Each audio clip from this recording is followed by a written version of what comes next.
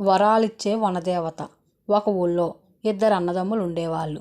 అన్న స్వార్థపరుడు, తమ్ముడు అమాయకుడు. తండ్రి పోగానే అన్న ఆస్తి అంతా తీసేసుకొని తమ్ముడికి ఏమీ లేకుండా చెయ్యాలని చూశాడు.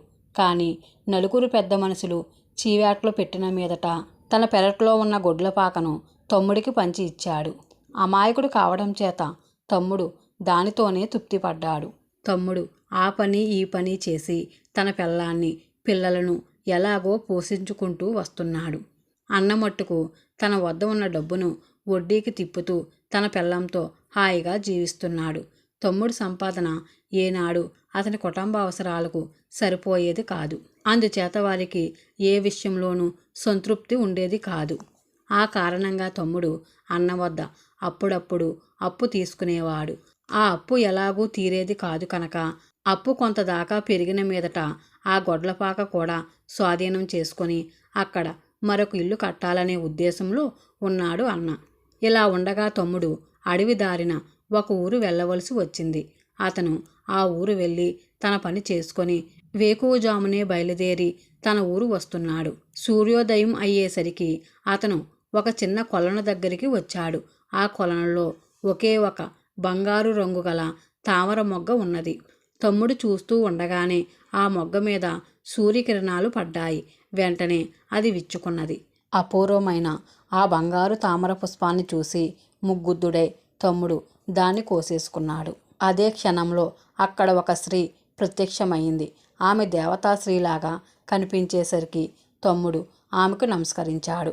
ఆ దేవతాశ్రీ అతనితో, ఈ కొలనులో రోజు ఒకే ఒక పువ్వు పూస్తుంది. దాన్ని నేను నా పూజకు ఉపయోగించుకుంటాను.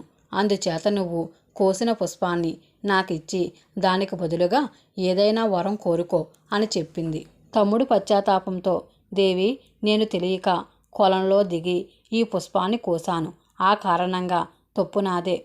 ఈ భాగ్యానికి వరం దేనికి? నీ పుష్పాన్ని నువ్వు తీసుకో అంటూ బంగారు కమలాన్ని ఆమెకిచ్చాడు.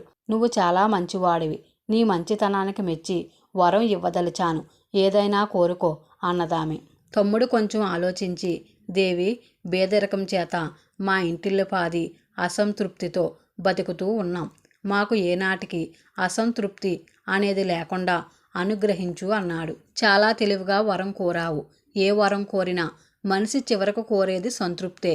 మరొక వరం కోరినట్లయితే ఇంకా మంచి వరం కోరకపోతేనే అన్న అసంతృప్తి నీలో ఉండేది అని చెప్పి దేవతాశ్రీ అదృశ్యమయ్యింది. తమ్ముడు సంతోషంగా ఇంటికి తిరిగి వచ్చాడు. అది మొదలు అతని ఇంటి జీవితమే మారిపోయింది. అతను ఎంత తీసుకువచ్చినా అందరికీ సరిపోవడమే కాక కొంత మిగులుతున్నది. అతని ఇంట ఏ విషయంలోనూ ఎవరికి అసంతృప్తి అన్నది లేదు. అతను అన్న దగ్గరికి అప్పు కోసం వెళ్ళకపోగా చేసిన అప్పులన్నీ క్రమంగా తీర్చేశాడు. తమ్ముడి సంసారం పచ్చగా ఉన్నట్లు కనబడగానే వాళ్ళకేదో నిధి దొరికిందనుకున్నాడు అన్న. తమ్ముడు పేదవాడు కనుక అడిగితే చెప్పేస్తాడనుకొని వెళ్ళి, ఏం తమ్ముడు, అంతా కులాసాగా ఉంటున్నారా? నా అప్పు అంతా తీర్చేశావు, మళ్ళీ అప్పుకంటూ రాలేదు. ఏమిటి విశేషం? నా దగ్గర దాపేరకం దేనికి అన్నాడు. ఏమీ లేదన్నయ్యా, ఉన్న దాంట్లోనే మాకు జరుగుబాటు అవుతున్నది. అంతేకాక నేను కష్టపడి సంపాదించిన దాంట్లో కాస్తో కూస్తో మిగులుతున్నది కూడా. ఏ కొరత లేకుండా బతుకుతున్నాం అన్నాడు తమ్ముడు. అన్న నవ్వి, నా దగ్గర దాస్తున్నావు, ఏదో నిధి దొరికి ఉంటుంది. లేకపోతే ఇంతకాలము లేని జరుగుబాటు ఇప్పుడెలా వచ్చింది అన్నాడు. తమ్ముడు దాచకుండా అన్నతో అడవిలో కొలను గురించి, తామర పువ్వు గురించి, దేవత గురించి, ఆమె ఇచ్చిన వరం గురించి వివరంగా చెప్పాడు. అంతా విని అన్న తమ్ముడితో ఏమీ అనకుండా ఇంటికి వచ్చేసి దేవతను ఏం వరం కోరాలో తెల్లవారులు ఆలోచించి తేల్చుకున్నాడు. అతను మర్నాడు ఉదయం సూర్యోదయం కాకపూర్వమే అడవిలో ఉన్న కొలను చేరుకున్నాడు. కొలనులో ఒకే ఒక బంగారు తామర మొగ్గ ఉన్నది. సూర్యకిరణాలు తన మీద పడగానే అది విచ్చుకున్నది. వెంటనే అన్నదాన్ని కోసేసి తన రెండు చేతుల మధ్య గట్టిగా పట్టుకున్నాడు. అంతలో వనదేవత రానే వచ్చింది.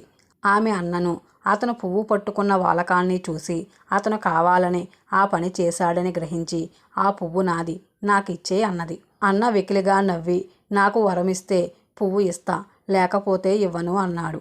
వనదేవత వాణ్ణి చూసి అసహించుకుంటూ, నీకేం వరం కావాలి అని అడిగింది. ముందే ఆలోచించి పెట్టుకున్న అన్న నేను అనుకున్నదల్లా జరగాలి అన్నాడు. వనదేవత వాడికి అలాగే వరం ఇచ్చి బంగారు కమలాన్ని తీసుకున్నది. అన్న ఆనందానికి మేరలేదు. కొలనగొట్టున ఉన్న మామిడి చెట్టు నిండా పొల్లుండాలి అనుకున్నాడు. అలాగే జరిగింది. వాడు తిన్నన్ని పొల్లు తిని ఇంటికి వెళ్ళి తన ఇల్లు పెద్ద భవనం కావాలనుకున్నాడు. అలాగే జరిగింది. వాళ్ళకిప్పుడు దేనికి లోటు లేదు కనుక ఇంటిల్లిపాది పంచభక్ష పరమన్నాలతో విందు ఆరగించారు. ఆ సాయంకాలం అన్న భార్య తన తోటి కోడలకి మరిదికి తన గొప్ప చెప్పుకోవడానికి పాకకు వెళ్ళింది. ఆమె చీకటపడి పాక నుండి వస్తుండగా గదిలో పరజ్ఞానంగా కూర్చొని ఉన్న అన్న పెరట్లోకి తొంగి చూసేసరికి ఎవరో నల్లగా తమ ఇంటికేసి రావటం కనిపించింది. బాబోయ్, అది దెయ్యమేమో, లోపలికి రాగలదా అని అన్న భయపడ్డాడు. వెంటనే అన్న భార్య దెయ్యంగా మారి ఇంట్లో ప్రవేశించింది. ఆ దెయ్యం నన్ను మింగేస్తుందేమో అని మళ్ళీ అనుకున్నాడు అన్న. అంత పని జరిగింది. దెయ్యం అన్నను మింగేసి ఎటో వెళ్ళిపోయింది. అన్నకు పిల్లలు లేకపోవడం చేత అతని భవంతి మిగిలిన ఆస్తి తమ్ముడికే సంక్రమించింది. నిజమైన అబద్ధం. ఒక గ్రామంలో రామయ్య భీమయ్య అనే ఇద్దరు ఆసాములు ఇరుగు పొరుగున ఉండేవాళ్ళు. తనకన్నా భీమయ్యకు ఎక్కువ ఆస్తిపాస్తులు ఉండటం వల్ల రామయ్యకు కన్ను కుట్టింది. భీమయ్యను ఎలాగైనా గ్రామం నుంచి పంపించి వేయటానికి రామయ్య ఒక ఉపాయం ఆలోచించాడు. ఒకనాటి అర్ధరాత్రి రామయ్య తన ఇంట్లో ఉన్న కొన్ని సామాన్లు దాచేసి 1-2 వస్తువులను భీమయ్య పెరట్లో పడేశాడు. తెల్లవారుతూనే రామయ్య తన ఇంటిని దొంగలు దోచారని మొత్తుకుంటూ శివతాండవం చెయ్యసాగాడు. రామయ్య పోయాయన్న వస్తువుల్లో 2 భీమయ్య పెరట్లో దొరికాయి. నా ఇంట్లో భీమయ్య దొంగతనం చేశాడు, ఇంకేముంది అని రామయ్య ఊళ్ళో వాళ్ళందరి దగ్గర మొత్తుకున్నాడు. భీమయ్య పెరట్లో వస్తువులు దొరకడం చేత ఊళ్ళో వాళ్ళు రామయ్య మాటలు నమ్మారు. నాకేమీ తెలియదు అని భీమయ్య ఎంత మొరపెట్టినా అతని మాటలు ఎవరూ నమ్మలేదు. గ్రామాధికారులు రామయ్యను భీమయ్యను పిలిపించారు. నేనే పాపము ఎరగను, నా మాట నమ్మండి అని భీమయ్య అన్నాడు. అయితే రామయ్య వస్తువులు నీ పెరట్లో ఎలా వచ్చాయి అని గ్రామాధికారులు భీమయ్యను అడిగారు. అది దేవుడికే తెలియాలి, నేను మాత్రం నిరపరాధిని అన్నాడు భీమయ్య. గ్రామాధికారులు రామయ్య ఇంట పోయాయన్న వస్తువుల జాబితా తీసుకొని మేము విచారిస్తాం, ఇక మీరిద్దరూ వెళ్ళండి అని రామయ్యను భీమయ్యను పంపేశారు. ఇది జరిగిన రోజు సాయంకాలమే రామయ్య అవసరమైన పని మీద పొరుగురు వెళ్ళవలసి వచ్చింది. ఆ రాత్రి రామయ్య భార్య ఒక్కరితే ఇంట్లో ఉన్న సమయంలో దొంగల పడి రామయ్య దాచినది దాయినది కూడా చాలా మట్టుకు దోచుకుపోయారు. తెల్లవారి రామయ్య భార్య తన ఇంట దొంగలు పడ్డారని మొత్తుకున్నది. ఈ విషయం ఊరంతా తెలిసింది. గ్రామాధికారులు ఈ సంగతి విని రామయ్య ఇంటికి వెళ్ళి రామయ్య భార్యను అడిగి పోయిన వస్తువుల జాబితా రాసుకున్నారు. భీమయ్య దొంగలించాడన్న వస్తువుల జాబితాతో రామయ్య భార్య చెప్పిన వస్తువుల జాబితాను పోల్చి చూస్తే మొదట జాబితాలో ఉన్న వస్తువులన్నీ రెండవ జాబితాలోనూ ఉన్నాయి. గ్రామాధికారులు నిజం గ్రహించి రామయ్య తిరిగి రాగానే తమ వద్దకు పంపమని రామయ్య భార్యతో చెప్పి వెళ్ళిపోయారు. పొరుగురు నుంచి తిరిగి వస్తూనే రామయ్య జరిగింది తెలుసుకొని తాను భీమయ్యకు అంటగట్టిన దొంగతనం నిజంగానే జరిగిందనుకొని లబోదిబోమన్నాడు. గ్రామాధికారులు రామయ్యతో మొన్న నీ ఇంట దొంగతనం జరిగిందని చెప్పి పోయిన వస్తువుల జాబితా ఇచ్చావు, నిన్న రాత్రి మళ్ళీ దొంగతనం జరిగిందని చెప్పి నీ భార్య పోయిన వస్తువుల జాబితా ఇచ్చింది. ఇవిగో 2 జాబితాలు. మొన్న పోయిన వస్తువులన్నీ నిన్న మళ్ళీ ఎలా పోయాయి? నువ్వు భీమయ్య మీద లేని దొంగతనం ఆరోపించటానికి కుట్ర చేసినట్లు స్పష్టమవుతుంది. అందుచేత నువ్వు భీమయ్యకు క్షమాపణ చెప్పుకొని నష్టపరిహారం చెల్లించుకొని గ్రామం వదిలి వెళ్ళిపో అన్నారు. భీమయ్యకు చెయ్యాలనుకున్నది రామయ్యకే జరిగింది.